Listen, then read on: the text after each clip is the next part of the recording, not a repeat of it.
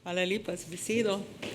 Spoštovani gospod minister Zdravko Počivalšek, spoštovani visoki gosti, cenjeni strokovni zbor, drage kolegice in kolegi.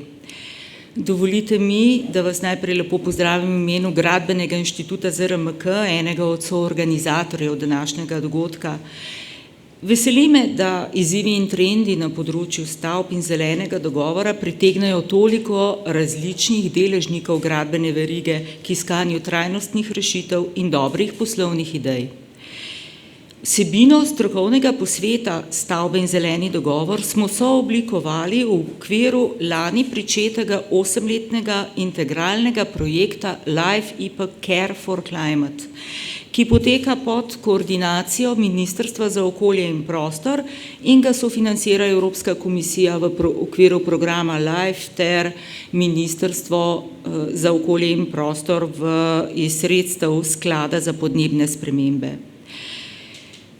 V projektu Care for Climate 15 slovenskih partnerjev skupaj z Ministrstvom za okolje in prostor razvija in izvaja aktivnosti za zmanjšanje emisij toplogrednih plinov in blaženje podnebnih sprememb. Evropa in z njo Slovenija si zastavljata ambiciozne cilje na področju zmanjšanja izpustov toplogrednih plinov.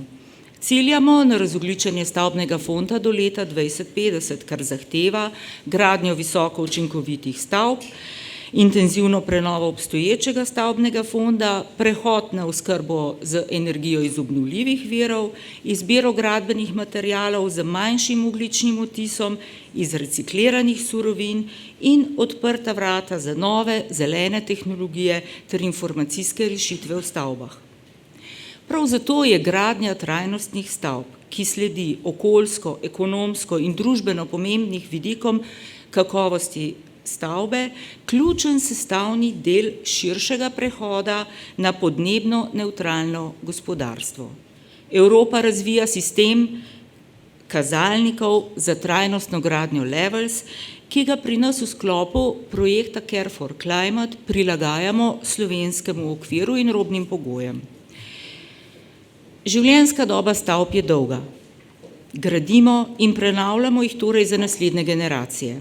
Podnebne spremembe so že tu in vse bolj obremenjujejo stavbe in človekovo bivanje v njih. Zato moramo zasnovo stavb in tehnične rešitve izbirati dolgoročno vzdržno z mislijo na pogoje, ki nam jih bo narava dala v prihodnosti. Razvoj in inovacije na področju gradnje in prenove stavb so realnost, na katero se moramo seveda odzivati z ustrezno usposobljenostjo projektantov, izvajalcev, dobaviteljev, naročnikov in uporabnikov stavb. Ni skrivnost, da je prav zagotavljanje kakovosti v celotni verigi gradbenega sektorja ključno za to, da bodo nove, trajnostne, zelene tehnologije v novih in celovito prenovljenih stavbah izpolnile naša pričakovanja. Ob tem naj omenim znak kakovosti v graditeljstvu, nacionalni okoljski certifikat, ki izkazuje dokazano tehnično, okoljsko, ekonomsko in družbeno komponento kakovosti proizvoda ali storitve na področju graditve in je z 180 podeljenimi priznanji ZKG od leta 1996 do danes že izkazal svoj pozitivni vpliv na izboljšanje kakovosti na slovenskem gradbenem trgu. Znak kakovosti v graditeljstvu ta čas dobiva novo vlogo v službi podpore razogljičenja stavbnega fonda. V projektu Care for Climate v sodelovanju z vidnimi strokovnjaki z različnih področij razvijamo nove tehnologije znaka kakovosti za podporo prepoznavanju vidikov kakovosti pri celoviti prenovi stavbnega fonda. Evropski zeleni dogovor z letom 2020 zaganja nov val prenove stavb.